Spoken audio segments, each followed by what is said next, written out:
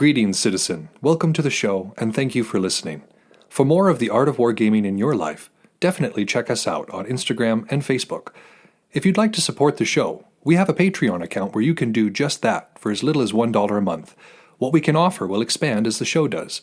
If you don't have extra funds but would still like to help us out, you can give us a like, share, or 5-star review wherever you listen to podcasts. Want to get in touch? Feel free to message us or hit up our email, artofwargamingpodcast@gmail.com. We look forward to continuing the conversation with you because we know the world is vast, with many different ideas on tactics and strategy that can be applied to the games we enjoy. You're listening to the Art of Wargaming on the Earworm Network.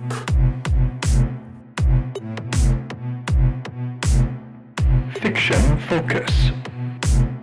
Part 1 of the Imperial Infantryman's Handbook.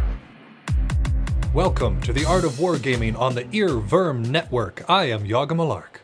And I'm Thumbs. And we are coming to you today to talk about our fiction focus, and this time around we are doing the Imperial Infantryman's Handbook. So we're doing the first little section of that. I don't know if you Warhammer 40k fans have been able to go out and grab that one, but I jealously snatched it off the shelf the second I saw it, personally. We've been getting requests for this ever since we first announced the fiction focus. Yeah. No, it's a really good one. Before we even came out with these episodes, we're going to do this. People are like, you're going to do the Warhammer book, right? And no, it's a really good book. Like, one of the things, and as we're going through it, we'll be talking about this too, but it has... I think that they definitely had at least somebody on who was like an advisor or some sort of a consult, because this is scary accurate to like being in the actual military. Like I was getting flashbacks to reading actual field manuals. So yeah, it's a really good book. If you haven't checked it out yet and you're into like the Imperial Guard, I would certainly recommend it. Yeah, I can't say for sure that Graham McNeil, who is the author, and I wanted to make sure we credited him, I can't say for sure he did the military, but I would be surprised if he did not. And if nothing else, he was handed a bunch of military books and told, go. He does pretty good, too. He's one of the Black Library's hottest writers. And I don't mean physically. I haven't seen him physically, but I've read his books. He might be, then. He might be. Yeah, he could be stunning. Graham McNeil, let us know. But yeah, no, his books are fantastic. I love his contributions to the Black Library, so it does not surprise me that he wrote this one, too. But before we get to that, we've got a few things to talk about. I, of course, as I've been kind of ranting about the last little bit, have gotten into gene stealers. I picked up some more of those, actually, from a good friend of mine, Wug, because he was selling his, and I was like, what are you doing with those? He was like, selling them, and I was like, I'll grab them, because there was a few things in there that I didn't have. And these are the human, not humans... The human-looking Tyranid people. Yep, they're humans who have been infected by a gene stealer through something called the gene stealer's kiss, and then those humans, when they breed, they give birth to hybrids, hybrids between like a Tyranid and a human, and progressively through the generations, those hybrids become far more human-looking, until they become almost indiscernible from a human. At that point, they become truly dangerous. They look like humans, but they sure are working on the side of the swarm? Swarm is the right term, right? Of the angry bug gods in the sky, yeah. Exactly. But yeah, so I've been really getting into the lore. I'm currently reading Cult of the Spiral Dawn, which is fantastic. I enjoyed... I think it's written on the same planet that Requiem was, because like the same dude did both of these books, and they're both really good. So I've got a suspicion that I think it's on the same world. But anyway, it's a really good one. I recommend it if you're into anything Gene Stealer or Imperial Guard. There's a lot of Imperial Guard stuff in there too. So yeah, just basically taking a deep dive. I went out and bought the 8th edition Codex too. Not because I actually intend on using it. I know it's going to be obsolete here in a few months or so, hopefully, fingers crossed. But it's just chock full of lore, chock full of different descriptions of the different units and everything. So I mostly just wanted it for the lore and the artwork. Well, if there's one thing that this book that we're about to cover proves, it's that 40k does the lore and the fluff better than any other war game that I have ever seen. Yeah. Yeah, you're not joking about that. It does it on the level of major movie properties, on like Star Wars level. Yeah.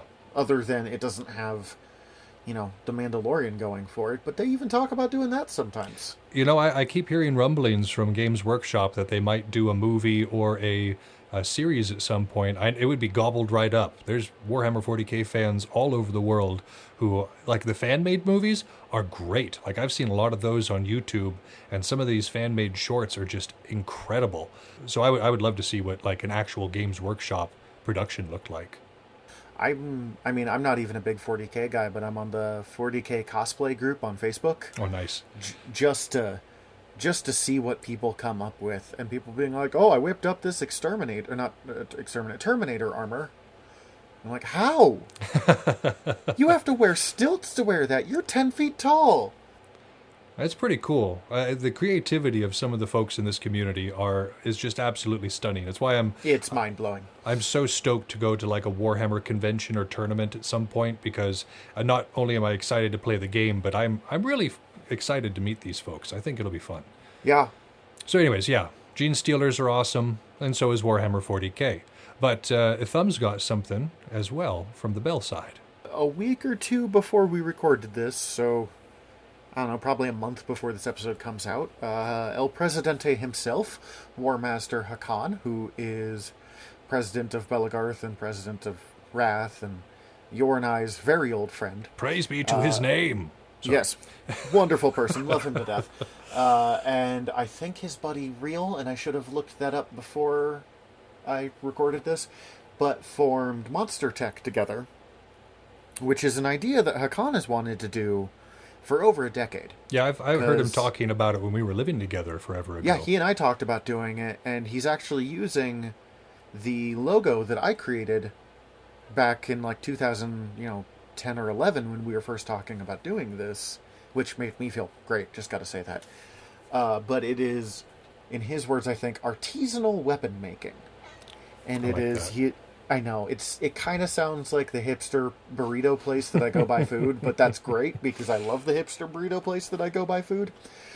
But it is handmade weapons on a like one-on-one basis, so it's not just, oh, I can, group order 20 sort. He's not making like forged foam, but a much more personalized, smaller group of weapons. They have like 4 weapon types they can build with, different things you can do on the handles. He got an embroidery machine, and on the front, I got 2 bats, and on the front of one, he embroidered, or someone embroidered, I don't know if he uses the machine himself, a Stygian lotus, and on the other, a Gelfsnick.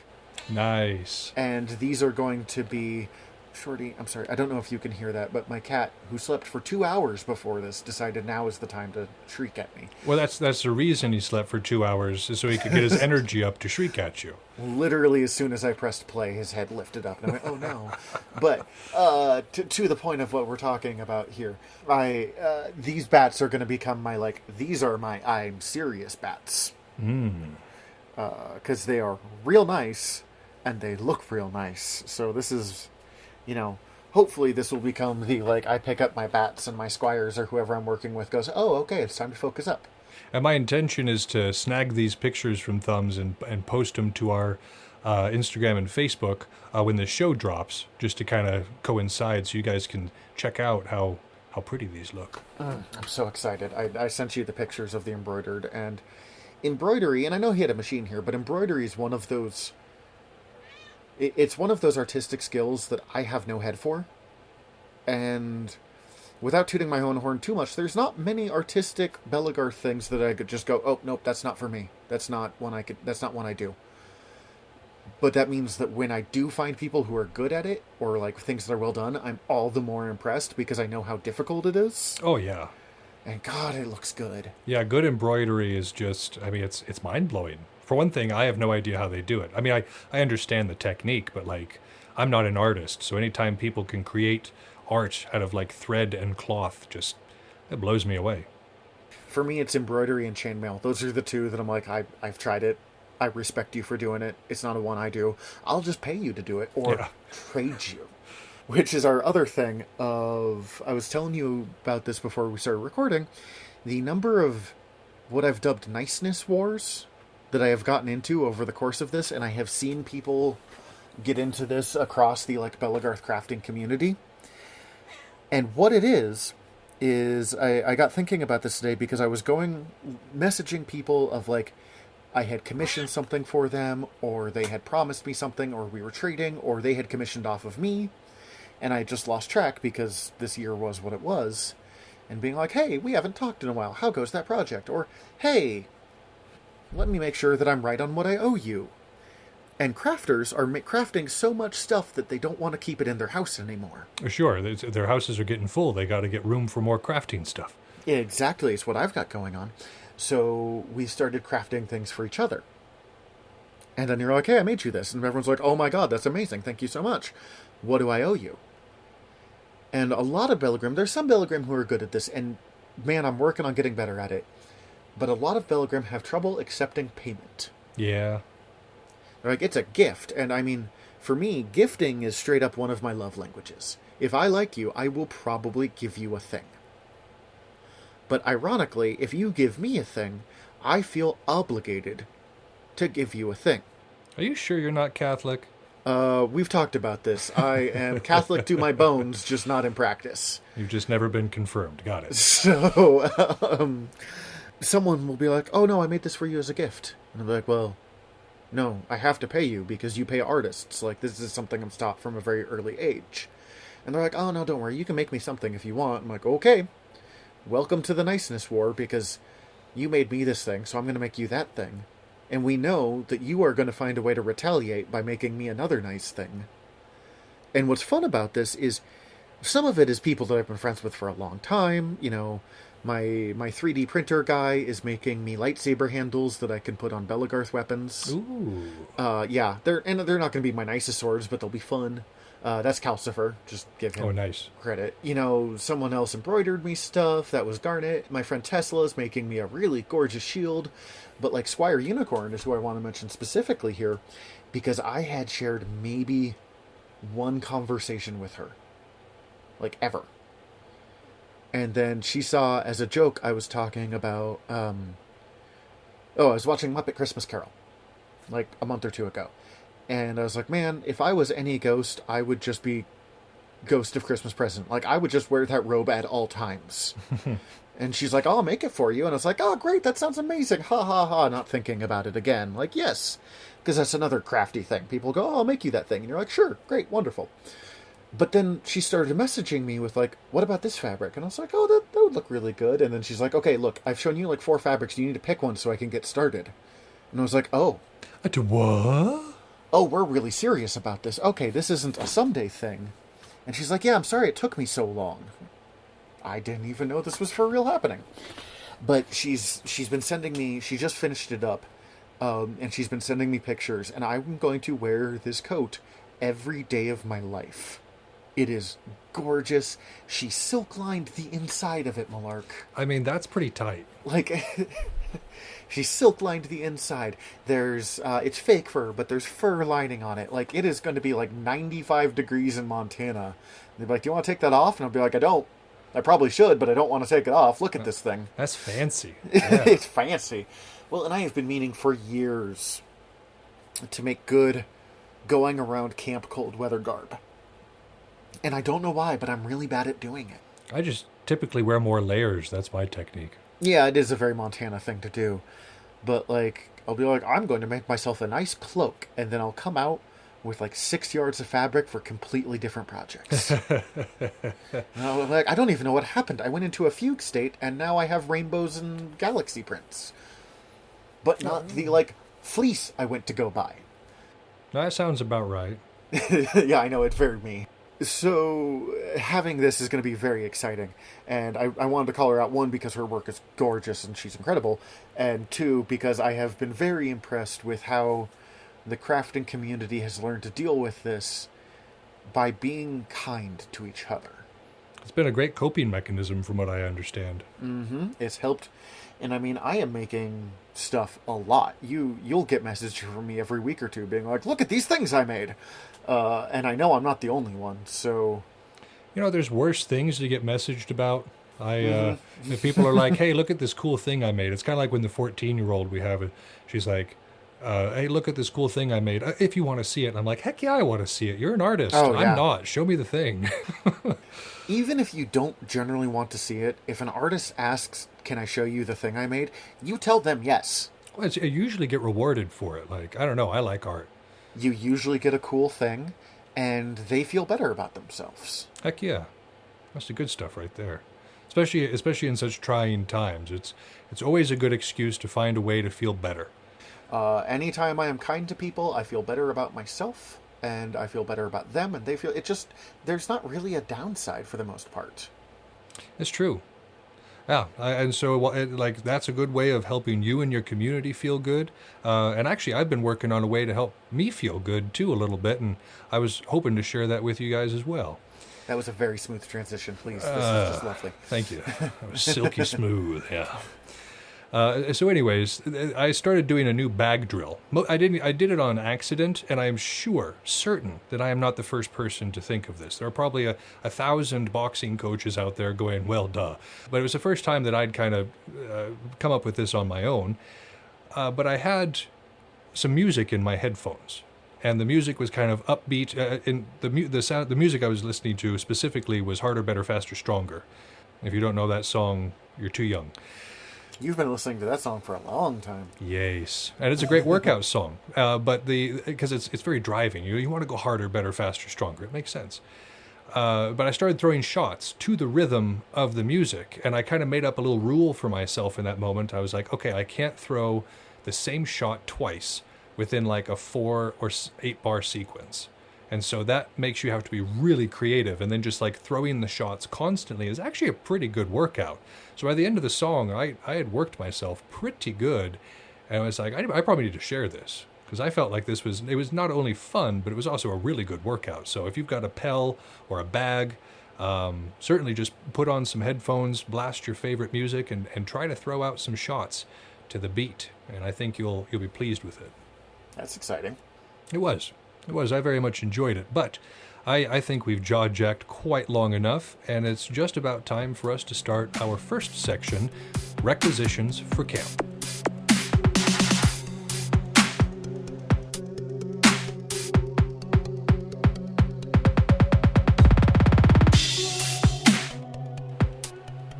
So what surprised me as I was reading this book, because so much of this book, like if you took it very literally, would kind of be what not to do, was how much I translated this in my mind, and it'll come up across this, especially this section.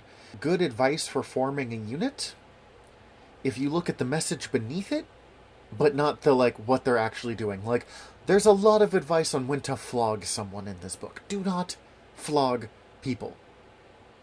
A lot of interesting ways to execute people, too. Yeah. Also, do not execute people. Like, I shouldn't have to cover this, but I'm just not taking any risks. No flogging, no executions. Cover our bases. Yep. Of course, Thumbs is sitting here talking about like a Da Vinci Code, reading through the lines, a style of approach. For me, like I had said in the intro, reading this, especially this section, was very reminiscent of, again, the books we read in the Army, the field manuals we had with like the directness and the kind of no messing around. They're just talking about what they're talking about. And it seems very realistic. Like you're sitting there reading it and you're like, huh, well, maybe I do have a las cannon. There's no las cannon, but you're reading about it and it's cool. So the entire time I was reading this, I was like, and obviously you weren't reading it at the exact same time I was, but I was like, Malark is enjoying this so much right now. Yes. I was very much enjoying it. Because again, like I never went anywhere cool. I was in the reserves. I was here in Montana. The most exciting thing we did was check in on the Canadians occasionally. But I did kind of get to be the company's librarian. So, and the reason for that is I like reading field manuals. And if any of you are ex-military, you're going to think I'm crazy, because so did my unit. But that's why I got the job. So it works out for everyone. Exactly. But yeah, so let's talk about these supply needs for these requisitions for a camp. And the first one of this is supply. You got to have your supply. And these needs for a camp are kind of varied. Of course, you have your consumables, which are going to be food, water, and then whatever else you may wish to consume is kind of course, under this category. Fuel. Wood, propane, electricity, fire starters, knowing how to use those fire starters. This all falls under the section of fuel, for sure. And, I mean, obviously, if you don't have the means to cook those consumables that we just spoke of, or to light your camp, or to heat yourself when you are cool, yeah, no, it can be an issue. So this is something that absolutely needs to be paid attention to as well. And then the other thing to be considering, of course, when you're looking at your supply needs of your camp, and this could be your larger camp, like you and your unit, you and your realm, or just you individually, is medical supplies. You know, like like antiseptic would be one that you definitely want to have on hand. Band-aids, almost even more important than Band-aids, although you're always going to need a Band-aid at some point, is something like a foot wrap, braces, if you have them, like just, an ankle brace or something. You don't think you're going to need a wrist brace until you need a wrist brace. And there's almost always someone at an event that needs either an ankle or a wrist brace. Mm-hmm. And if you have it, even if you don't need it, there's a good chance that someone will think very highly of you when you're like, oh, here, I've got this. Now, it's always a good thing. Like, I've got two of them now. One for the left hand, one for the right hand for various injuries, and I take them with me to every event. I haven't had to use them or lend them out for a while, but they're there, just in case. Yeah, I have at least one first aid kit. I usually bring two, just because I keep one in my car anyways. But I think I'm going to, before the next event, go out and invest a little more and have, braces. Some of the more, like, doesn't fit in a basic first aid kit safety stuff. Sure. And I mean, some of the things that would be in like a basic first aid kit would probably be anti-inflammatories as well, something like ibuprofen or Tylenol, just to be able to, like, if you do get an injury, or even if your joints are a little swollen at the end of the day, a little bit of ibuprofen can get you ready for the next session. One thing that I don't see talked about as much, and I wish it was talked about more, is something like if anyone is having menstrual cramps, any kind of medication for that, any kind of supplies you might need for that, definitely a good thing. And even if you're not the kind of person, I mean, like, that's not something I'm ever going to have to use, but I have been the good guy when I had access to one of those for someone else. Yeah, again, anything that might help out your fellow community or your fellow teammates, like that's a good thing to bring. Sunscreen, bug spray are good things too. A lot of folks forget the bug spray right up until they're swollen, and they can't see because of all the mosquitoes they've had biting on them. So that's definitely important. You of all people, because bugs love you. They do. I don't know if it's the type O blood or what it is, but they just love me. And so I definitely need to worry about that. But, here's the kicker. My skin is sensitive to most bug sprays. So I have to, find those ones that are okay on my skin, but also are strong enough to get rid of the bugs. So, because let's be honest, most of like the organic or the homemade bug sprays, they may smell nice, but they don't really do much. Yeah, they smell nicer, and they're so much less gross on your skin, but the chances of them working properly are significantly less. Literally watched a mosquito come down and bite in the middle of a place where I had put the so-called bug spray.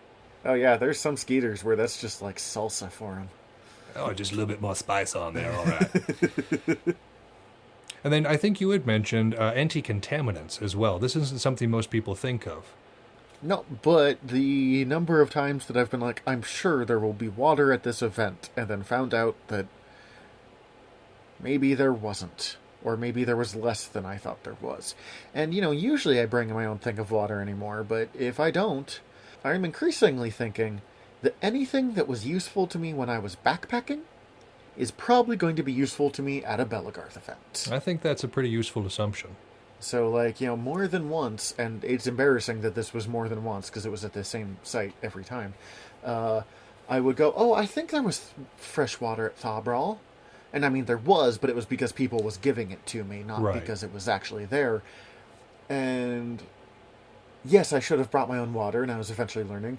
But man, it is not hard to get a pump, or there is ones that you can just hang up. Fill this thing with water, hang it up on a tree branch or something, and it'll, purify the water and drip out underneath. Or even just tablets that you can put in stuff. They may taste weird, but they will keep you from getting giardia. And it would help so much. And this is definitely more of a thing in some of the places that you and I are more likely to have events, which is in the middle of nowhere, dry alpine desert situations. For those of our listeners in California, you're sitting there scratching your head saying, there's places without fresh water? You're like, why would you need this? And we're like, yeah, you're fine, but trust us. Like, having made this mistake before. And I am increasingly an overpacker in the specific ways of like, well, I wish I'd had this last time. And I figure if enough people overpack in that way, someone will have what you need. That's kind of the idea. Because there's always something I forgot. In terms of medical supplies, you really can't be too thorough. I mean, obviously, if you're dragging the whole pharmacy behind you, maybe consider slimming down a bit. You are too thorough at that point. Yeah. But the acquisition of these supplies can be varied. Remember, we got consumables, fuel, medical, and a lot of these things, of course, can be purchased, but many of them can also be made yourself. I know a lot of people who will bring homemade, like baked goods or something along those lines to an event. Ooh, a cookie's worth its weight in gold on day two of an event. My wife uses her banana bread to barter, and it goes for a high premium. Yui's lembas bread, same thing. Oh, yeah, for sure. And, you could think of this even do-it-yourself for, say, wood for a fire. That could be you going out and scavenging and finding what you need versus purchase, which is just, going to, at least again up here, the nearest Albertsons, where they probably are selling chunks of wood, fire kits out in front of the store. Of course, charcoal also burns, but has a far less pleasant smell. Yeah, and you're not going to get the same kind of like nice flames that you're going to get with some good dry logs. Now, I think there might be a few grill masters that might disagree with you simply on perspective, but yeah, I also prefer logs as well. It depends on what you need the flames for. Legitimate. Yeah. So yeah, again, the acquisition of these supplies can be varied, but is typically going to come down to either purchase or do it yourself. However, this is just when you're at home. Once you're out on active duty, as it were, out in the field, getting those supplies may be a little bit more difficult. The DIY option may not be as effective, so what you have here is forage and or contract. So for foraging, let's say like Thumbs did, you forget to bring your water to the event. Well, there were some awfully nice folks there that were able to supply him with water. He was able to successfully forage water at that event. Whereas contract, he goes down, exchanges green bill for some water. Contract. And yeah, it's very straightforward on that front. And it comes down to, food. Because if you've never been to a Bell event and you're listening to this, I promise you, you're going to... Shorty, what is it? I'm sorry. Okay. You are either going to not have enough food or have a very simple food necessity that you somehow forgot. Like bread.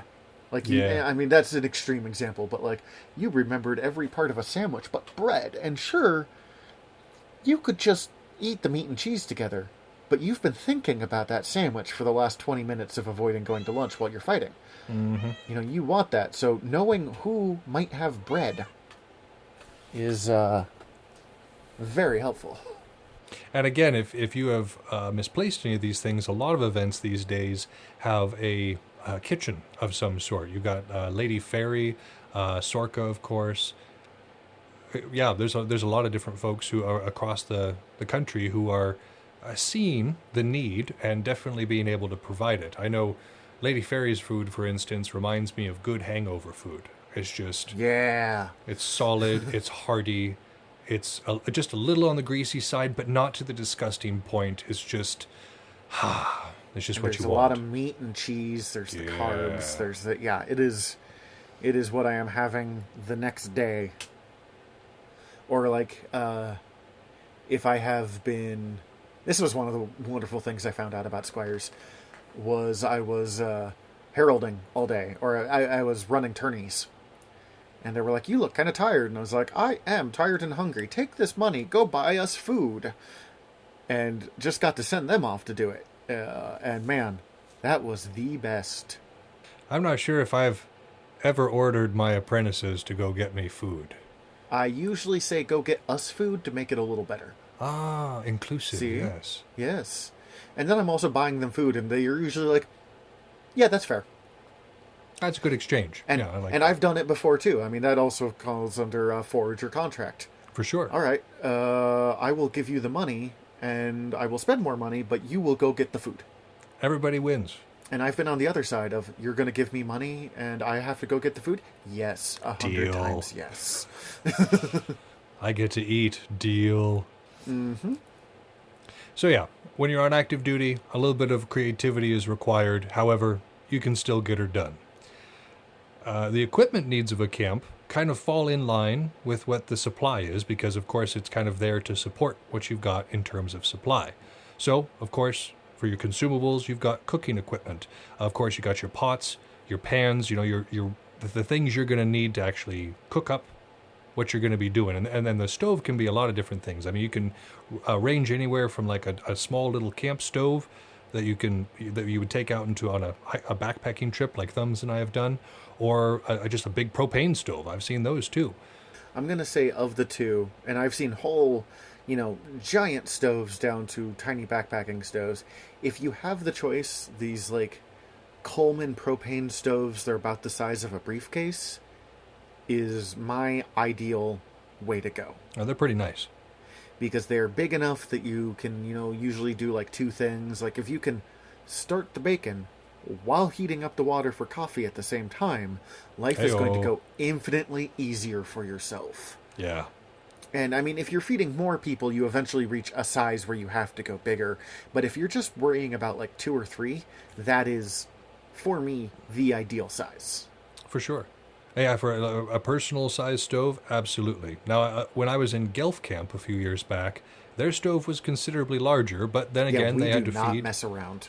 Yeah, they had to feed a full camp. Same thing when I go out east for Dark Angels events.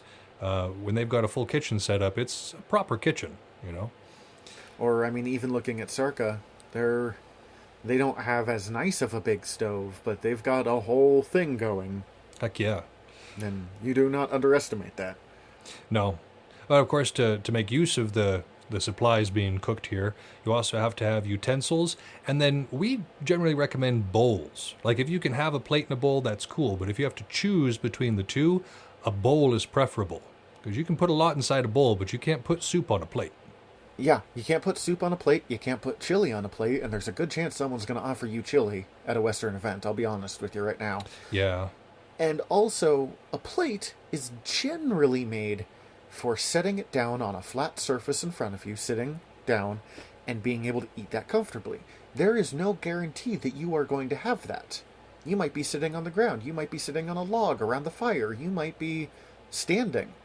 And it's so much easier with the bowl, because you can just kind of all lump it all in together, and you have those protective sides. The chances, I mean, even beyond just soup, as we mentioned, Right. the chances of something rolling off of your plate is significantly smaller when it's a bowl. Yeah, I that's what I bring to events. I usually don't even bring a plate. I'll just bring a larger bowl, so then, if it is like finger food or something you would normally put on a plate, you can put that in a bowl just as easy. Yeah, it can work as either, while the plate can only work as a plate. And in that same idea, you also want to have some sort of drinking vessel. And now I know they used to require a period drinking vessel at a lot of the foam fighting events that we go to, and I know that like the SCA and that sort of thing, they definitely require a period drinking vessel. But you're going to definitely want something to drink your water or your flavored punch or whatever out of, and so the vessel is a good way to do that. Also a good way to show off some style. You got a cool drinking vessel, you look a little fly there. Let me just say. The easier you can go with, like, the easier it is to use, the better. Like, I for years wanted a drinking horn. And to be honest, drinking horns are kind of a pain in the butt. They look cool, but yeah, They look the so care of good. them is hard. It's hard to keep them clean, and it's a little hard to, like, get that balance right when taking the drink. Yeah. You're either, like, not getting any of it, or you're getting, like, the whole horn going at you. For true. And there is a berry-based beverage that is often made at Chaos Wars, and if those berries get lodged in the bottom of that horn, You ain't There's- never getting them out. there's no getting them out. That's just where they live now. The downside of what I'm about to recommend is it doesn't have a topper of some kind, and a lid is always preferable Yeah, it's pretty important. because you're moving around, and especially if you're going like this is the one you're taking out to the field with you as well. That's it's going to fall over, so having something that can close is better. But most dollar stores, or a lot of dollar stores, sell like glass steins. And those are cool. They look good. They're not wildly period, but they're close enough that no one's going to say anything to you. They can carry quite a bit, which especially if I'm like, I have been fighting all day. I have not been drinking enough water. I filled that stein with water, and I have to drink the whole thing. And you're good to go.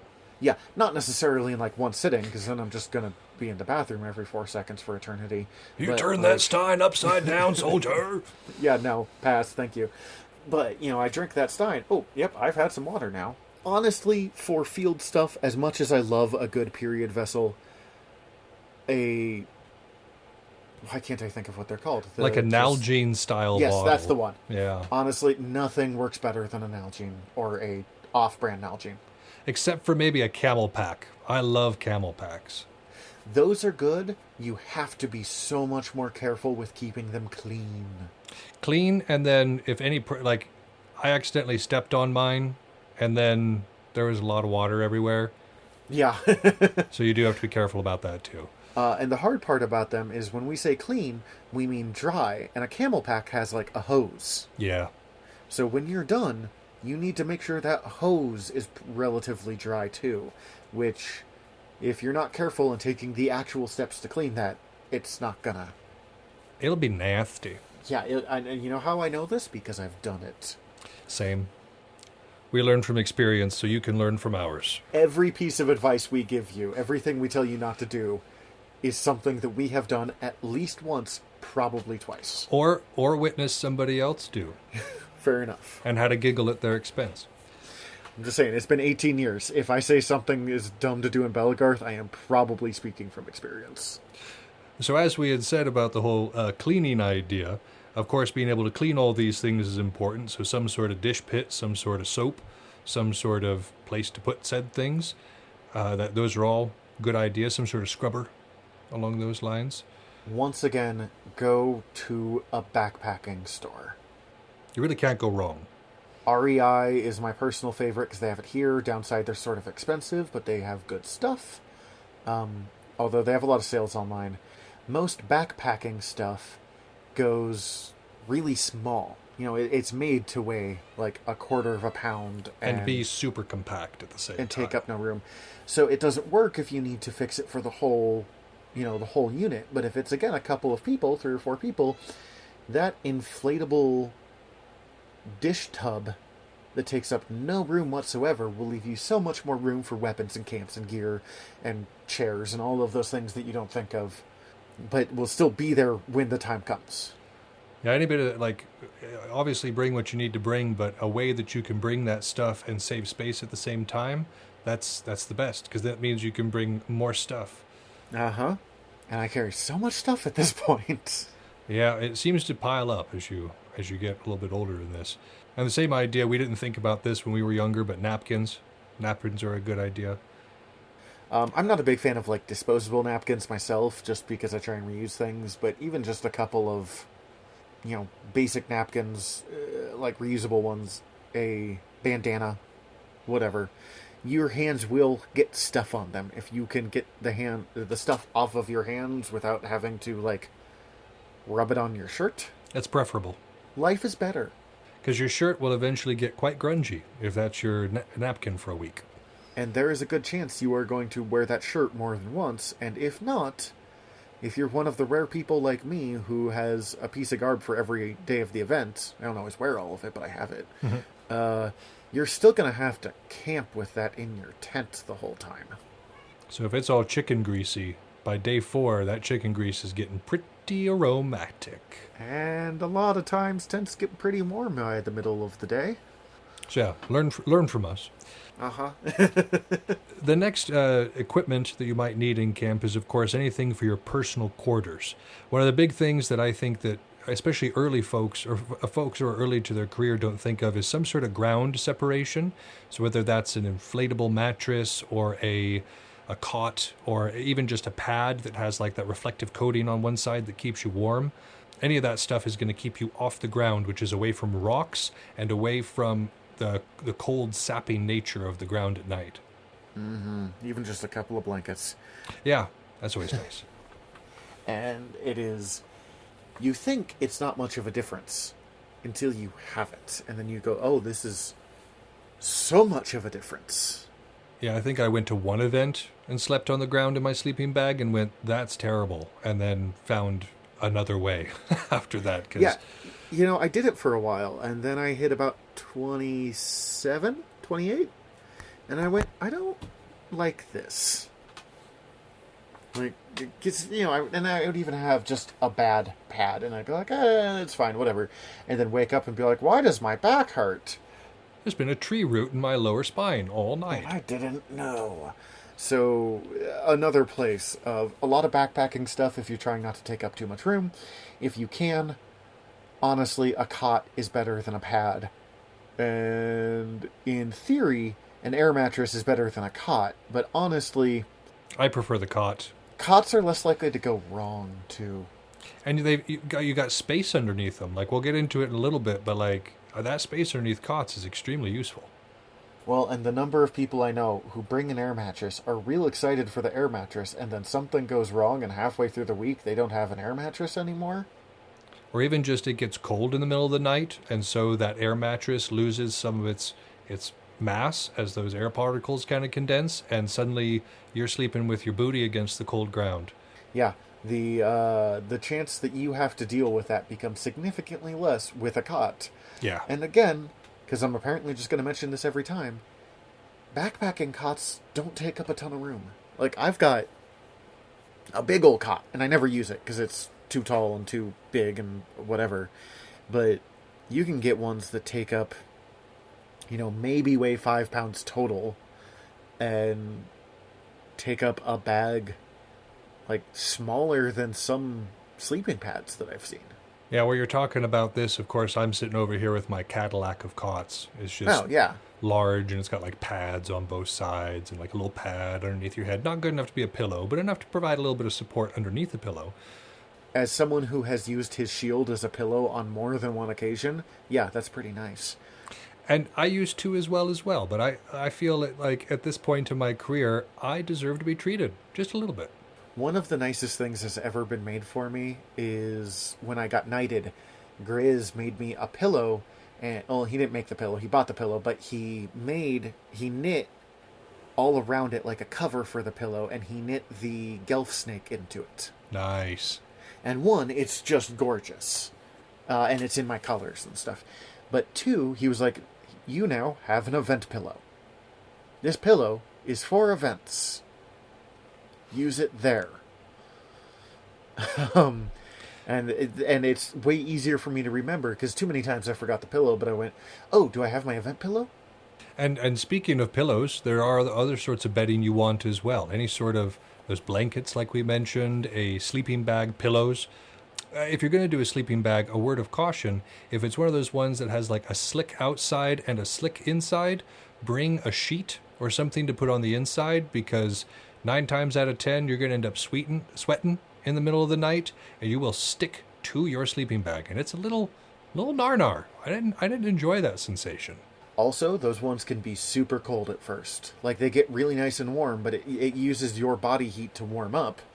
And until it does, that can be uncomfortably chill.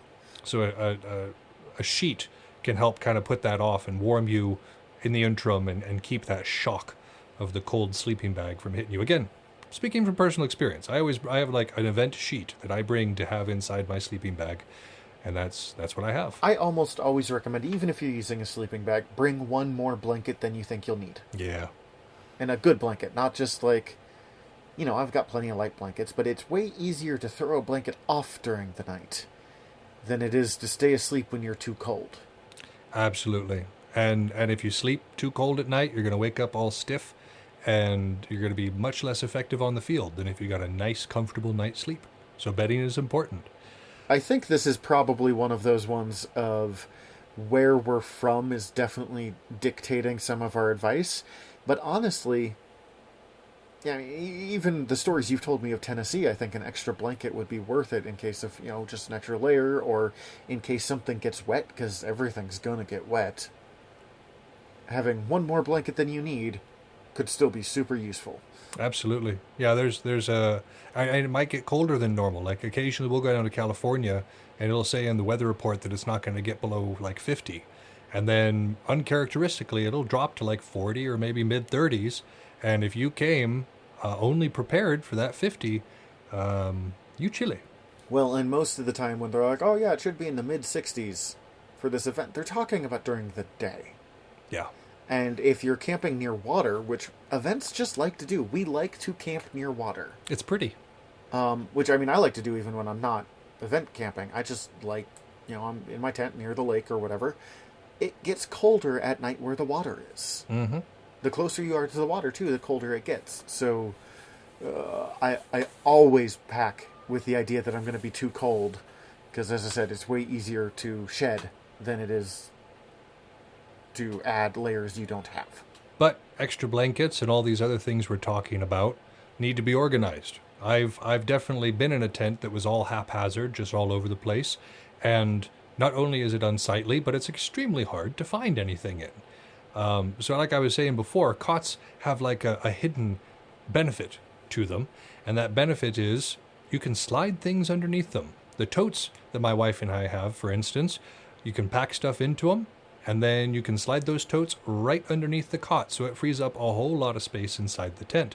Those totes help us get stuff from the house to the car to the campsite. Because again, we're not going in 10 miles. We're pulling up the car to the campsite and getting out. So instead of trying to get all this stuff in our arms and throw it into the tent, we've got everything organized into totes, and we're ready to go. Again, if you don't have the room for this, you can get a cheap backpacking backpack for like $100, which is a little more expensive than a couple of decent totes, but it takes up like a third the space. So, if you're in the car by yourself or with you and your wife, you can easily fit all of those totes. But if you have to condense room, because we've all done the car ride of 5 people in the car and really quickly asking what you got yourself into. Yep. That backpack fits way more than you think it will, and they're usually set up so you can compartmentalize in the backpack still. They're nice. So any form of organization, really. Like, if it works for you, it works for you. So if it's a backpack, if it's totes, heck, even just garbage bags. As long as there's some way to keep stuff separate from other things, especially dirty clothes. That's one of the must-haves that I have, is I have to have a dirty clothes bag, because I wear compression shorts underneath my garb, and you don't want those interacting with anything else you own. Let me just put it that way. You get sweaty. So yeah, or even just for that, you want organization. And on that note, also dry bags. Remember that we've talked about before, you want to keep your unmentionables, your underwear, your socks, I suppose I just mentioned them, dry. The best way to do that is dry bags. You don't actually need like an official like rafting dry bag. I use Ziplocs. I just put all my underwear and my socks in Ziplocs, and that way if the tent does get flooded, or if everything else gets wet for some reason, at the very least, we have dry socks and underwear. And another nice thing is dry bags are not that expensive. Mm-mm. So it really is one of those things that I never thought about until I used it and went, oh my God, I'm going to use these for everything. This and is so nice. And I mean, you're right, Ziplocs absolutely work, but the dry bags get much bigger. Yeah. So if you can, I definitely recommend going on that front. Plus, they tend to be bright colors, which I appreciate. Really, if you want to be redundant, you can just get both. Put your Ziploc stuff in your dry bag, and it will be good. We could have a great flood, and your socks and underwear will be just fine. Now you're just talking about what I do when I go floating down the river and need to take stuff with me. No doubt, my man, no doubt. And on the last note of the personal quarters is another thing about staying dry and staying warm, is having tarps to put under your tent and over your tent. Most of the time a rain fly will work for the over the tent, but a lot of people don't think about putting a tarp underneath the tent, and it does two things. The first one being it helps keep you separated from the ground. Another thing that keeps you separated from the ground, which is awesome. It can also help keep things dry, and it can keep animals out, honestly. Like, I went camping with my wife once, and we didn't have one underneath, and a mouse ate through the bottom of my tent and decided to come exploring while we were trying to sleep. I mean, and that's only happened once, not at Belagarth, but still, probably wouldn't have happened if I had had that thing. A lot of tents will have, if you don't want to just put a tarp underneath, a lot of tents will have, they're called like a footprint or something. Neither one of us could remember what the proper term is. But it is it is designed to the shape of your tent, so it fits up perfectly and doesn't take up a lot of extra room. Mm-hmm. And it is another one of those things that is just life-changing. Really, the big message here is invest in good camping gear. Yeah. Yeah, your personal quarters should be, again, according to your budget. We understand that not everybody can afford super nice equipment, but really, if you're going to go all out on something, go all out on your camping equipment first, because you can always get more weapons, you can always get more garb, but the camping equipment you get, if it's good, will last you a good long while and will make it so that your events are far less miserable. A bad tent that you spent $50 on will break into events. A good tent that you spent $300 on can last you years. Yep. It's expensive to be poor, but no doubt. And also, don't worry with the thought that you have to get all of these things at once, because you probably won't. You can build it up over time, and if you and some friends are starting out and some of you have some of the stuff and some of the others you have the other stuff, well, kind of pool it together and you can be roommates for a weekend. Yeah. I've definitely done that a few times. My first priority was always like good stuff to sleep in, making sure that I am staying warm at night. Again, you can tell I live in an alpine desert. My second one was a decent tent of my own, and I started with a pretty small one that I had from backpacking, but I have moved on to I don't go huge. I know some people that do like big 4-room tents, and honestly, I hate putting them together. I hate, especially since CC doesn't tend to come with me, I end up alone in that tent a lot. Which just makes you feel even more alone. Yeah, and it's too big. It's just too big for one person. But what they call a 3-person tent is just about perfect for one person to live in comfortably for several days. Yeah, absolutely. And it doesn't necessarily need to be that big in order to work for you, but I would recommend having something that you can at least stand most of the way up in. Otherwise, changing gets rather difficult. And how far you want to go? I mean, I know people that go full out, and there's some really impressive stuff, and I love it. But I'm at the 3-person's tent stage. I can dig that. So we got your personal quarters ironed out. All that's good. But what about what's living inside? The beast that emerges from the field and stinks of sweat and exaltation. Mm-hmm. Well, this beast needs hygiene. Sweat and exaltation. I'm sorry. Keep going. We're good. I have a very special relationship with the field, if you can't already tell. So we're going to talk a little bit about general hygiene. Not too much, but of course, this stuff is important too. Tooth care, you want to make sure that you got a toothbrush, maybe some floss, and some toothpaste. Very important. An absolute minimum, and this happens, mouthwash. Yep, mouthwash is pretty good too. Mouthwash with fluoride, because there's times when you're just like, God, for whatever reason, I don't have it in me to brush my teeth right now. And life will be better if you ignore that impulse and just brush your teeth anyways. Yeah. But worst case scenario, just get some mouthwash. You'll be fine. So taking care of the teeth is good. Going all the way down, foot care, not something most people think about, but no, foot we care don't tend to talk important. about this. Yeah. You will be sweating in the shoes, and you will give yourself trench foot if you are not careful, or athlete's foot, or whatever you want to call it. And if you somehow don't know what that is, that's when you get some fungus between your toes, and it kind of hurts, and it eats up some of your skin, and it's gross. It's terrible, yeah. It's gross, and it smells bad. It is something that I have had to deal with most of my life on not like super extreme things, but just I'm super susceptible to it. So bring athlete's foot spray, whatever, Dr. Scholl's or whatever it's called. I don't remember. Baking powder works too. Baking powder works very well. In a pinch, toothpaste will work, but it does dry your foot out, so there are other problems. And even if you're not susceptible to it, like Thumb said, he's been kind of dealing with it his whole life.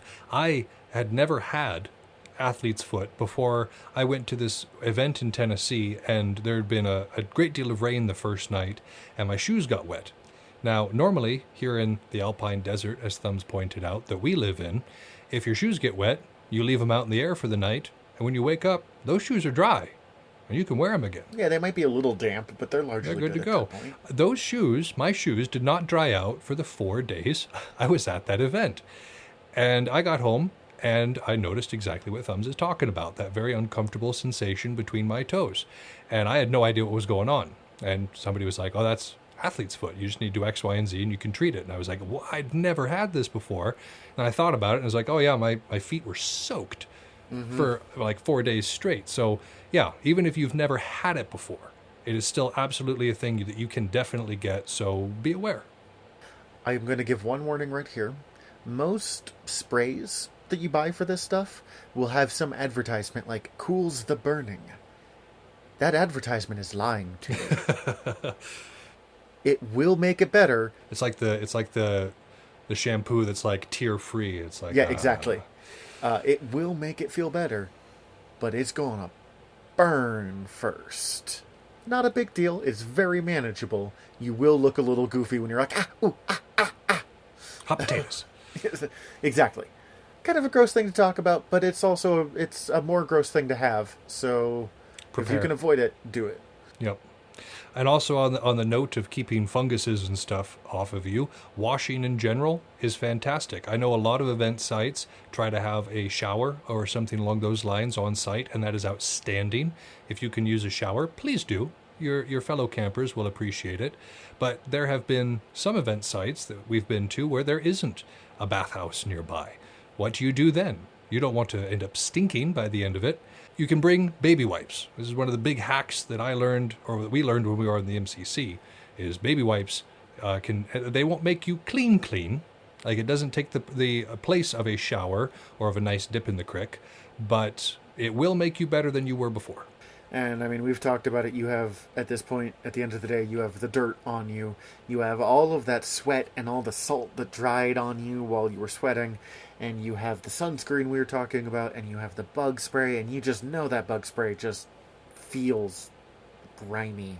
Mm-hmm. And just, I mean, even a napkin and water if you have to. Or baby wipes if you've got them. Just something to just rinse some of that off. You know, keep it from accumulating more than you have to.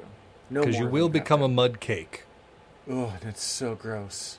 Because like you'll sweat, and then that sweat will develop a layer of grime on top of it from like dust and stuff, and then you'll sweat again, and all that stuff will mix together, and like you'll just eventually get these layers, and you're a grime cake. You don't want to. That's a bad kind of cake to be.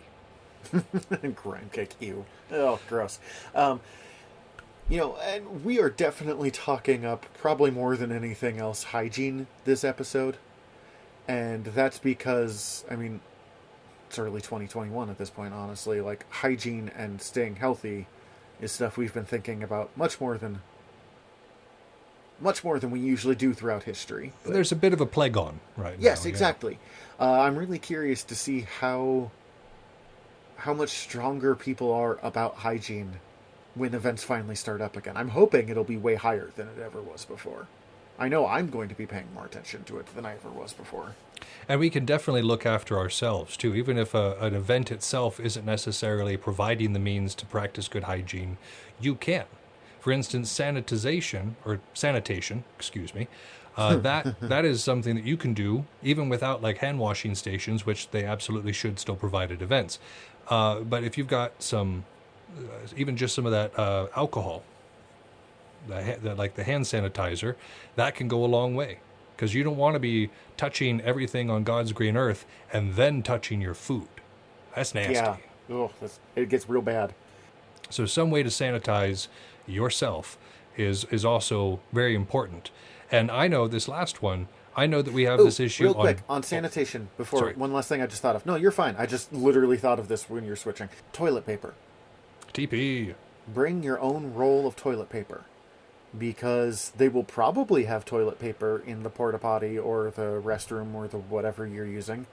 But Probably. man, you don't want to be there the one time you were wrong because there are 400 people at this event and they just ran out. Like, And it's the middle of the night, so they didn't get a chance to restock. But you got to go. And if you don't need it, that's fine. But if you do need it, that's not fine.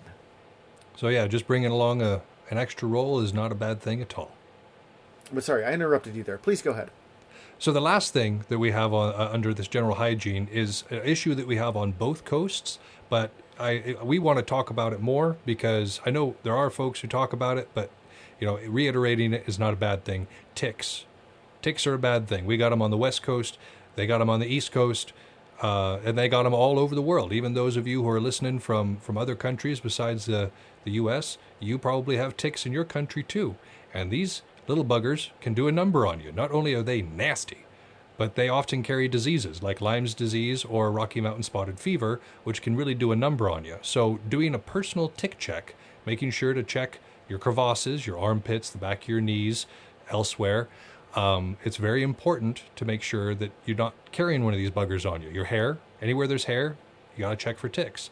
If you've got a significant other, you can absolutely have them help you because they're going to see things that you don't. And even if you don't have a significant other, get them to help on stuff like the back of the neck. Yeah. Like, the socially acceptable places to get people to check you out. The head hair. Yeah, exactly. I have a friend that had Lyme disease. And, I mean, if you don't catch it soon enough, it doesn't really go away. Mm-mm. So that is something you really don't want to deal with because... and I've done it before, been like, God, I'm tired. I'm just not going to do a tick check tonight. And I'm so lucky that that's never backfired on me. Yeah, no, they're bad news. I'm surprised I'd never got one. We had a hitch one place where literally there were places where if you stepped down on the ground boiled with ticks. Like there were just that's gross. So many. And this was the same mountain where there was just like the air was thick with wasps and there were spiders everywhere. I refer to this mountain as Hell Mountain because... And then, of course, we were trying to pound fence posts into solid rock. Oh, that was a terrible hitch. I've never had a tick that has bitten me before, but I've definitely found them before they got a chance to bite me before. So, lucky. So long story short, do tick checks. Please do. Yeah, do tick checks. It's 5 minutes work, max. So the last kind of equipment that you're going to need in a camp is going to be anything for the communal space, because obviously we're not just living by ourselves in our tents. Often we have some sort of communal setup, whether it be a unit, a realm, or even just you guys are near the same campfire. There's going to be stuff that everybody's sharing. So one of the things that you're going to have is entertainment, items for entertainment. This can be like musical instruments, hand drums, didgeridoos, stuff like that.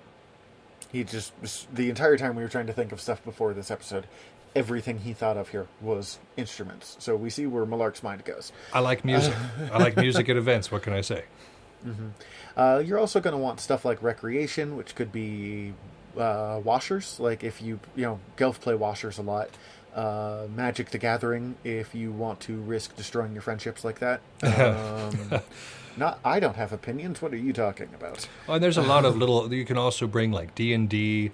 There's a lot of little games you can play to kind of pass the time between fighting, for sure. Mm-hmm.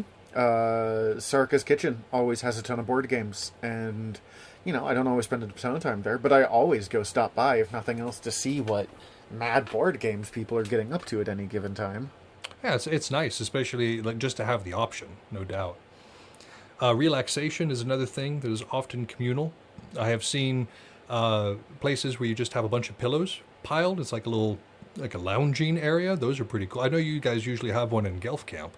Yep, we have the official Gelfin nap tent, which is some pillows that have all been marked with the Gelfin symbol, and it's just like a shade tent. It's not a full-size tent, but just, like a little overhang wall kind of thing. that you can just lie down in if you need to lie down at any point, and there's usually at least one person in it at any given time. I swear by it. It's wonderful. And even if you're not the most social person, even if that kind of idea would make you uncomfortable, picking out a good spot by the river where you can go and collect your thoughts, or a patch of the field where you can go lay down and get some sun, these are all places to gain relaxation as well. So don't think that it necessarily has to be something in camp, but it's nice to have something like this Gelfin nap tent to be able to go to. I will say every single thing you have here that we have for community, you should also have for the personal. Oh, yeah. I am a big supporter of, we've talked about don't bring a ton of books, but I usually bring like a book, because I know that at some point over the week I am going to get peopled out. And these are my favorite people in the world in a lot of cases. But, I know I will be peopled out. So instead of stressing about the fact of, oh no, I'm getting peopled out, oh, this is terrible, going, I recognize these signs. I'm going to go find myself my own entertainment and relaxation and, have some me space, too. So, yeah, having communal relaxation is good, but you should also have the personal relaxation as well, no doubt. Mm-hmm. And then, of course, much like anywhere else, you want to have some form of organization in the communal space. Not everything tossed about willy-nilly. Group trash cans, great idea. You want to keep your camp clean. Let me say that again. You want to keep your camp clean. This is definitely one that if you're going on a unit size that totes. You want totes. I don't know if we've stressed that enough this episode, but I'm a huge fan of totes. My wife has converted me, and I am a fan of the totes.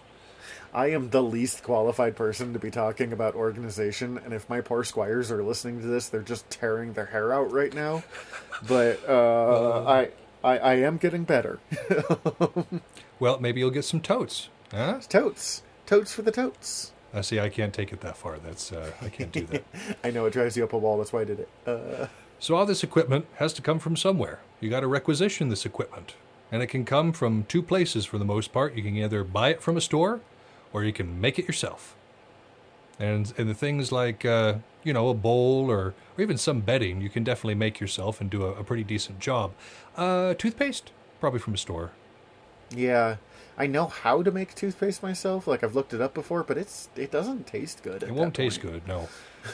So again, there's some things that you'll be able to make, some things you can get from a store. It depends on your skill level. And then the next big thing is getting that equipment to where you want to go, shipping that equipment. I mean, if it's in your town, no big deal. You can take a couple of trips, whatevs. But if it's a state away, several hours away, heck, half a country away, then you got to start thinking about these considerations. So, for instance, if you're going in a car, but when my wife and I travel, we don't really have to worry about space considerations. She got a big old Subaru. We can take just about anything we want in our totes, and we're going to be just fine. You start putting another person in that car, another two people in that car. That changes rapidly. Yeah, you gotta consider a lot more space that way. Yeah. And my big truck can fit a whole lot of stuff, but it can't fit a whole lot of people, so I got to consider that. But if we're going farther, if you're one of the people that's taking a plane to an event, which I'm sure will someday happen to me when I go out east, or next time I go to Battle for the Ring. Yeah, it's great.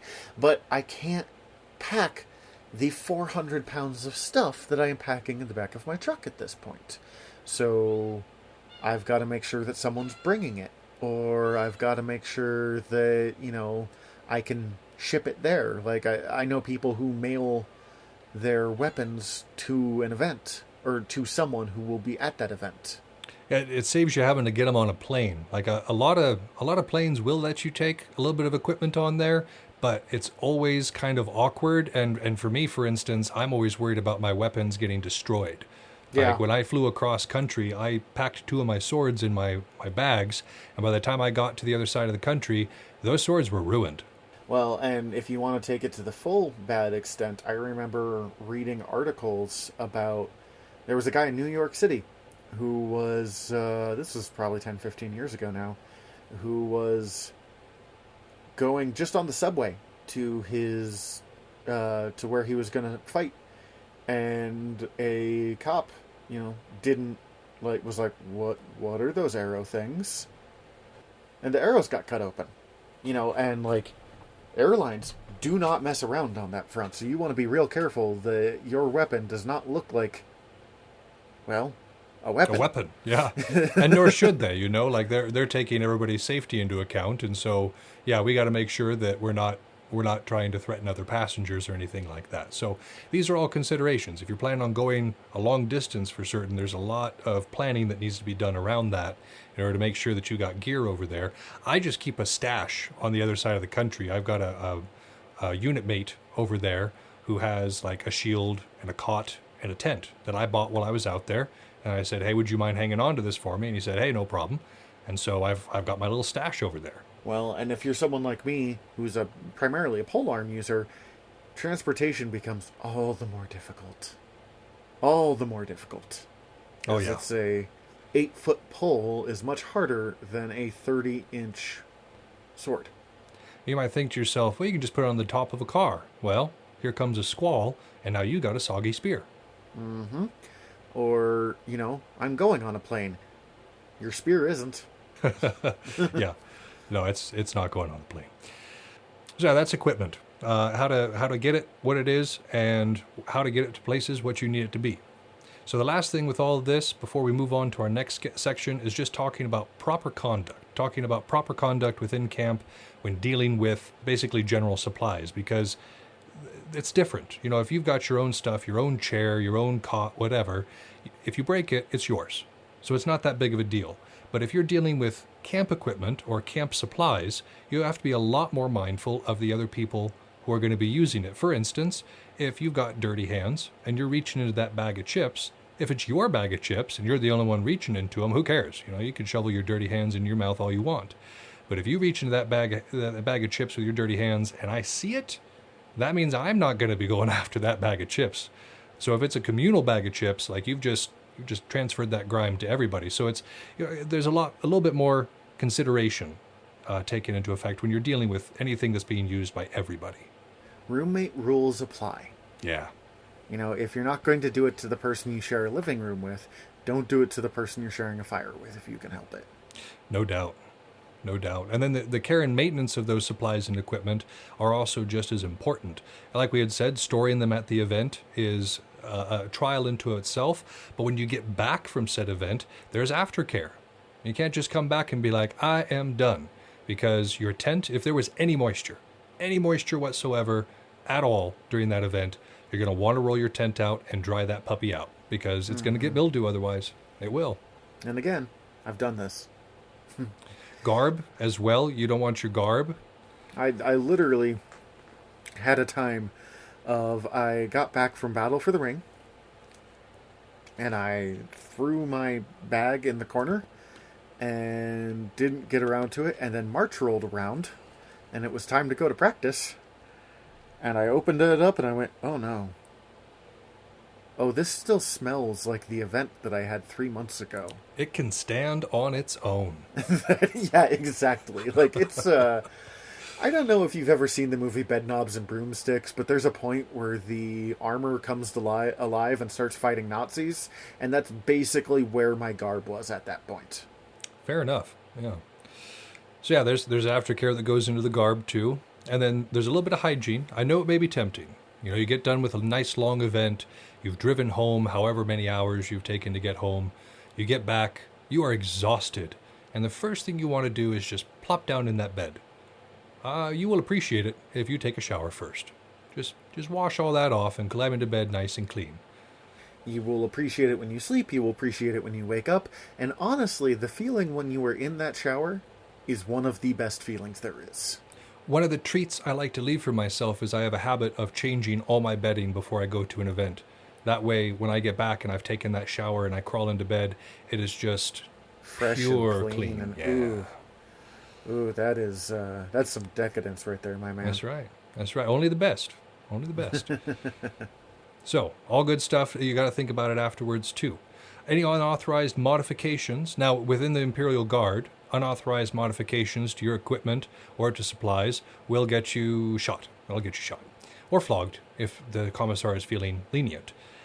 For us, it's just rude. Again, if you've got something that's yours and you want to modify it a little bit, go for it. But if there's something that is group equipment that you're thinking about modifying, make sure that you check with the owner and with the group in total to make sure that the modifications you're going to do aren't going to mess with somebody else's plans. And I have seen people do this many times without even thinking about it or without even meaning to. Just, they get caught up in whatever they're doing, tweak whatever they're using, and then afterwards they're like, oh, whoops, well, it's fine. It might not be fine. And that's why we bring it up.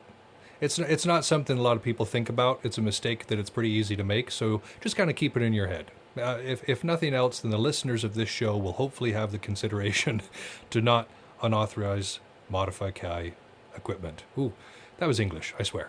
No, I believe you. Last thing, and it wasn't really on our notes, but I wanted to mention it here, because this book has the list of do's and don'ts and the punishments if you do the thing. And do not listen to any of the punishments. As we have said, and I'll say again, just to be safe, don't flog anyone. I mean, it's an entertaining prospect, don't but murder anyone. Maybe some consensual flogging, but that's a whole different podcast. Having rules for behavior as well, and behavior that you would never think you would need. Have rules for what to do if someone in your unit turns out to be a bigot. or flies against your community standards in some way. I know in whatever way, shape, or form. Yeah. And you might go, well, I'm never going to need that. But you don't need it until you do. And we all have met someone who was great, who were legitimately great, until you found out the thing about them that's not great. And, God, my buddy Suraroku is just going to be over the moon hearing me say this, prior preparation. If you have it down what is to be done with people when they do a specific not great thing, or, you don't want it too specific, but, you have done this not great thing, here's what happens, then you're not going to have to make it up on the fly, and it's just going to make life easier for you and for everyone involved. Having some nice expected protocol is very Imperial Guard. I am increasingly in favor of, if you are in a group, that group better have a code of conduct. And it better be understood. Yeah. Yeah, in whatever way that group, it conveys that information. Writing is usually the best way, but for smaller groups, it can often be something that you take minutes, even just, you can put on a little recorder while you're doing stuff and just have some sort of record. It's a good idea. It's anything where you can set a precedent with it. Nope, we have already dealt with this. And that all falls under proper conduct. Absolutely. And that's my bummer way of ending this section. Well, we're going to get into something a little bit more exciting when we get into our next section, Requisitions for the Field.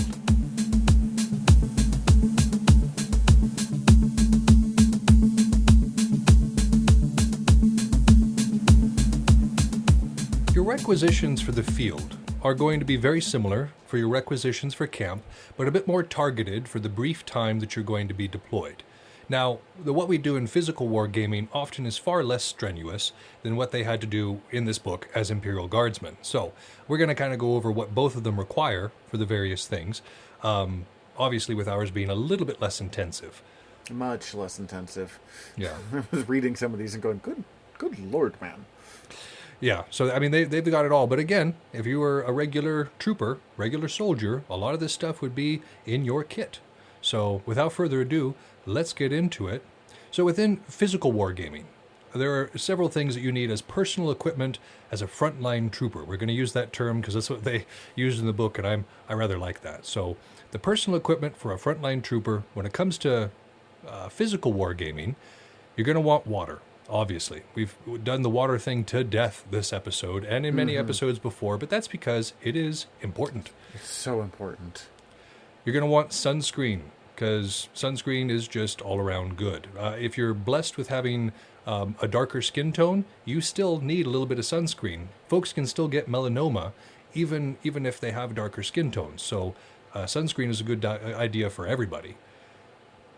Some sort of repair kit is also important. This isn't necessarily required for when you go to the field, but things break. Arrows come apart, tips blow out, pommels come off. A scrap of blue foam, some duct tape, and some cloth tape. I can fix almost anything with those three things. It doesn't got to be pretty. It's just got to be legal. So a nice little repair kit, either personally or within your unit or something, is a good idea. some source of shade. You don't necessarily need to bring it if you're in a highly forested area, but Thumbs and I have been to some fields where there's not a tree in sight. And in that case, you definitely want some sort of canopy or something that you can lounge under and just get that hot sun off of you. Because your tent is deceptive. Your tent will not do it. No, your tent will get hotter as the day goes on because it's keeping in a lot of that heat. This can also be much smaller scale as well. You know, some sort of shade stuff. Sunglasses are good. A big floppy hat can be good. Big umbrella. I knew for a while people were going to, you know, like the dollar store or the import market here and finding, you know, paper umbrellas for like $1, and they had, you know, or just a few bucks, and they have some pretty painted design on them, and you can wander around and keep yourself a little bit of extra shade and look and feel fancy. Highly recommend it. Absolutely. So yeah, a shade source, something to separate that sun from you, is outstanding. In terms of garb or your uniform, in quotation marks, make it movable. We've talked about this before, but there's a lot of ways to make garb very pretty, and there's a lot of ways to make it very movable. So you want to find that nice gray area in your Venn diagram where those two things interlap. But if you're going to err one side or the other, I would say err toward the movable garb, because you do not want to biff it on the field. You can definitely get injured if you unexpectedly biff it out there. Yeah. If you are going to be going, you know, if you're just around camp, whatever, go with whatever works for you. But if you're out on the field, it's kind of like how I hate fighting in jeans. I've done it, but I hate it. If I'm going to, you know, and the reason why is because I find them super restricting. They're heavy. They get caught on stuff. I can't move as much as I can, you know, when not in jeans. So if I have garb that does that same thing, I've defeated the point of not wearing jeans. Exactly. You do not want them to bind the legs. In fact, one of the first things I often do when I get a new pair of garb pants, just to make sure... do a nice deep squat, come up and do like the big knee circles to make sure that you got like full range of motion. And when you're down there squatting, don't go conservative on it. You go back from side to side, nice wide leg squat, nice close leg squat. Make sure that every angle that you could possibly move in that garb is non-restrictive and won't catch on itself too. I've had very baggy garb that wasn't restrictive, but I tripped over it every 5 seconds. Yeah, I mean, if you can do the splits, just do the splits. Like, yeah. This is how extreme we want you to take that. Do some jump kicks. Do stuff that you would never do on the field and makes you look super goofy and like a Jack Black moment. Because you will pay when, and again, talking from experience here, your pants explode all the way up the middle seam, and you're in the middle of a fight, and your boxers are hanging out. We've all been there. So yeah, movable garb, very important. Another thing, and I know some people are kind of against both of these, and I don't know why, because I like my joints. Gloves and knee pads. Oof. Always gloves and knee pads. Well, I say always gloves and knee pads. I don't always wear my knee pads. I should always wear my knee pads. I've gotten better about it, especially if you're going to be indoors. Indoors, always knee pads. Oh, yeah. And gloves, I have this conversation with almost every new person where I'm like, you need to get gloves. And they're like, whatever, I don't really need it. It's fine, my hands don't hurt. You need to get gloves. Okay, fine, whatever, someday I'll get gloves. You need to get... And eventually, I just buy them gloves a lot of times. I have bought so many people gloves. And because if not, they wait like a year and a half. And they go, oh my god, I just got gloves. Oh, I feel so much better. I didn't even know I was hurting until I wasn't anymore. Oh, I was dumb about it. I had to break like 2 or 3 knuckles before I decided to get gloves. I was stubborn. And personally, full finger gloves. I know some people love MMA gloves. I used them for years. I'm not a fan anymore because I sprained my thumb several times doing that. Lacrosse. Lacrosse is where it's at. Lacrosse gloves. I have something that's similar to lacrosse, but isn't quite it, and I shouldn't have mentioned it because I can't think of what it's called. There are all sorts of good, full gloves. You want it to protect the back of the fingers, and you want to make sure that it is a kind of protection that is for taking impact and not just scrapes.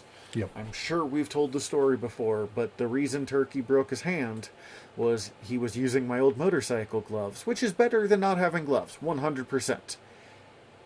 But motorcycle gloves are largely designed to protect you for when your hand hits the asphalt and you scrape along it. Prevent road rash. Yes, and oh my god, that's so useful. I will never talk that stuff down. But it is the right equipment for the right job. And when he accidentally punch-blocked a red because he saw a thing coming at him and he put up his hand, that wasn't a scrape, that wasn't road rash, that was Nash. Yep. And a lumberjack swinging a big pole at you is going to roll completely differently. And his hand definitely rolled completely differently for a little while after that. I see what you did there. Badunks. Oh, yeah. Oh, yeah. So, yeah, gloves, knee pads, outstanding. And then the last thing on this part of the list for physical wargaming is armor is a good idea. I know a lot of folks don't necessarily like to use it, but I really enjoy my armor, and at the very least, a helmet. I know we've talked about that before, but helmets are really important. As I've talked about getting, my front tooth fixed after my fake one popped off, and my dentist was like, yeah, we can get it fixed, just don't get punched in the face if you can help it. And I was like, well, guess I'm fighting with a helm for the rest of my career. Yeah, I just decided that I don't like getting punched in the nose or hit in the nose. Like even just a helm in front of there takes away that shock so much. But when I get hit in the nose, that's the quickest way to just tick me off. Like my blood gets hot once I get hit in the nose. So it hurts. The more I can protect it, the more cool I'll be. Well, and you and I don't have exactly tiny schnozzes either, so... No, I'm Slavic and you're Norwegian, so... Yeah. So real quick, I'm going to run through what the personal equipment for a frontline troop looks like for a guardsman. I'll just kind of explain this real quick as we go through. And if you're from the military, all of this is going to sound really familiar to you. Rations, just like it sounds, some sort of storable dry ration that you can cook up at a moment's notice. Cooking stuff, so that if you do get dry goods of some sort that you can cook with, you're able to. Magnoculars, which are like binoculars, but for 40K. But for fancy. A micro Vox bead, because like a big Vox caster is clunky and you have to go around with it. A micro Vox bead means you can talk to individual squad mates through an ear bead, and it's much more squad efficient if your regiment is rich enough to afford those. Helmet, we stressed on it before. You can stress on it here. Helmets are important. When I'm putting my armies together for 40K, they all have helmets. I track down heads that have helmets because I do not understand why anybody would take to the field without a helmet. It really bugs me when I see Space Marines without helmets. It just... I mean, the Space Wolves, they can kind of get away with it because their senses are heightened or whatever. But the rest of them, yeah. Sure, but... Yeah, orcs just have reckless abandon. The next item that a guardsman is going to want is a rebreather. Not all atmospheres are going to be conducive to human life. You might have an acidic atmosphere, a toxic atmosphere, some sort of nuclear stuff going on that you don't want to breathe. Rebreather has you covered. Boots and socks. We talked about it before with the other stuff, but of course it's still important here that you want boots and socks and boots and socks and boots and socks and boots and socks. Okay. Yeah, sorry. I'm sorry, everybody. We're showing yeah, our I want age those here. boots and socks. I'm a mad beatboxer. Yeah. Targeters. Any sort of targeting device that can help you find ranges and that sort of thing. Targeters are great. A uniform, obviously, that's going to be different from regiment to regiment, but a uniform is expected. Webbing can be for a couple of different things. You can use it to put over your sleeping space to keep out critters and bugs and that sort of thing, but you can also use it to tie around yourself to keep some of this gear together without sloshing all over the place. We used to use this all the time between our battle vests and then just pure webbing, being able to secure your stuff on your person so it was accessible. Pretty important. Weapon cleaning kit, you definitely need that. Remember we talked about before that if your gun jams in battle, that is flogging, so you definitely want that weapon to be clean. Also, you're probably going to die. You're probably going to die, yeah, so have a clean weapon. Medipack, that keeps people from dying, pretty self-explanatory. Demo charges, when you have to blow something up. You never know when you're going to have to blow something up. Armor. Words to live by. What's that? I said words to live by. Yeah. Armor protects you, much like we said before. Surveyor gear, to be able to know, be able to check out where you are and get that information back to HQ. Sleeping equipment, like we said before, you own it. Hygiene kit, don't gross out your squad mates. Orientation gear, and this isn't what you get freshman year at college. Orientation gear is a map and a compass. preferably a topographical map. This was one of my, I'm going to go on a small tangent here.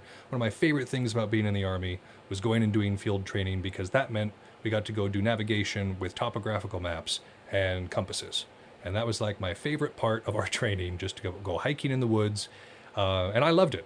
Like usually the people that I was with, like normally we had to have like one person that had like the locations we were supposed to go to, one person was supposed to have the compass, and one person was supposed to be like counting steps and looking at the map and that sort of thing.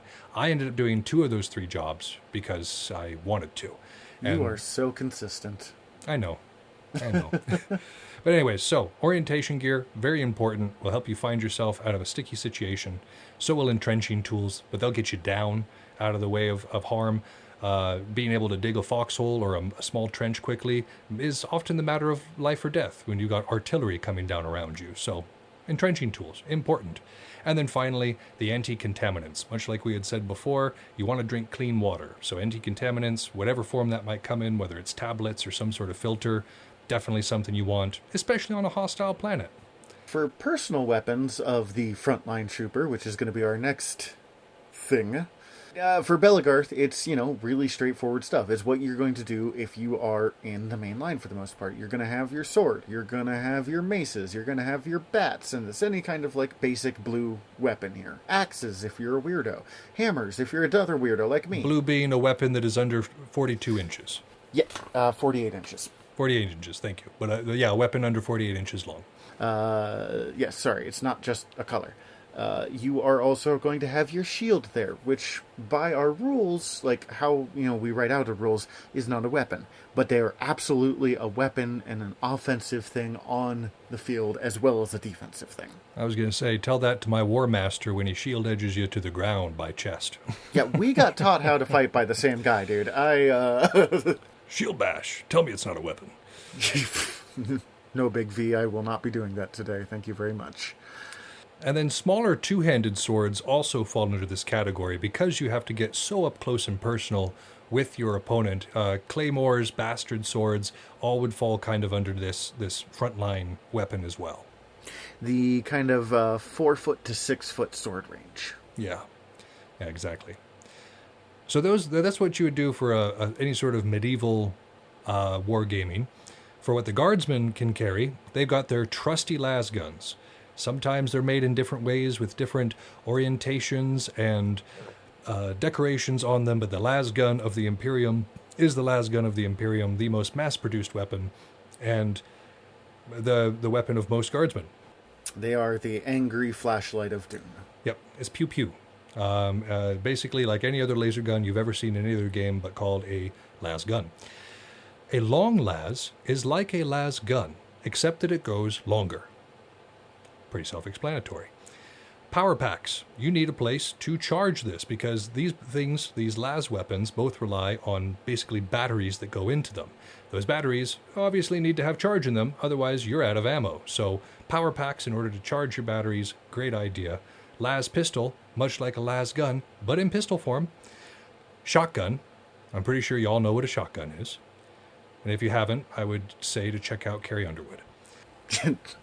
The next one would be a ripper gun. These are used exclusively by Ogryn, but it's basically a big, fully automatic weapon that shoots out massive shells.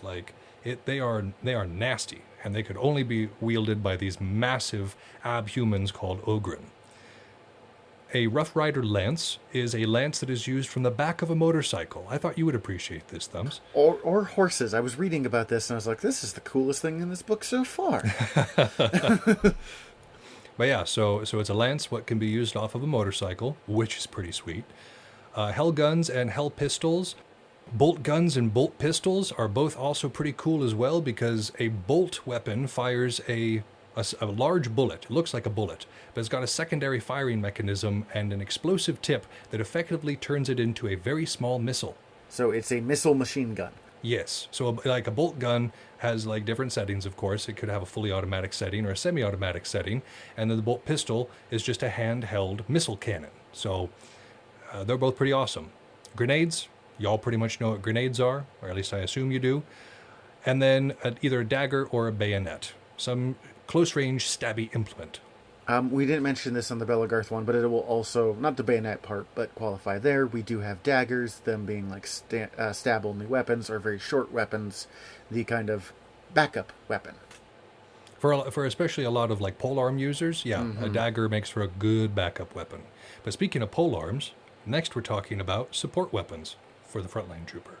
Yeah, this is going to be anything that you are not just up front and personal with. So it's going to be your projectiles, like your javelins, your rocks, your archery, obviously.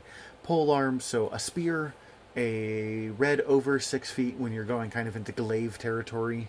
Anything where you are not, as I said, up front and personal. If you are standing behind the shield wall using it, it's probably the support weapon.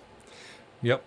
Of course, archery is one of my favorite ones here. It's basically the artillery of our battlefields, which is to say that fighters win fights and polearms win battles, archers win wars. Of course, you're going to give yourself the highest praise there. Well, I'm not an archer yet. I'm going to be one, but yeah. But no, of course, all these things can be, because they're support weapons, they can mean victory or defeat for your primary weapons in the front. And much the same with your guardsmen, these support weapons may not be able to stand alone on their own, but they contribute to the victory that's happening in the very front line. So the first of these is the mortar. Again, if you've ever studied military history, you're going to know what the mortar is. It's a shell dropped down into a tube. Basically the charger detonates and fires it up into the air at a trajectory, and it comes down and explodes. Yeah, mortars are very effective at hitting the guys over there. Autocannons, think of like a 50 cal machine gun, big, very shooty, it can put some holes in things. Yeah, very nasty. Heavy bolter, remember how we were talking about that bolter technology, those little mini missiles that launch out? Yeah, heavy bolter. Yeah. Those are bigger mini missiles. Bigger, faster firing mini missiles. Yeah, so that one's fun. Heavy stubber is like a smaller version of a machine gun. If the autocannon is like a 50 cal, then the heavy stubber is kind of like a saw, this squad assist weapon. So yeah, it's there. It's not necessarily a frontline weapon, but it's laying down a lot of fire that can help with the front line. The melt-a-gun, firing out that superheated air, can melt just about anything. Plasma gun basically creates the power of a small sun within it and then fires that at your opponent, often dealing some sort of area damage.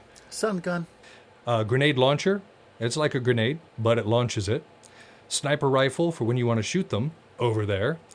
A flamer, which is exactly what it sounds like, some sort of tank hooked up to some sort of nozzle that is spewing fire everywhere.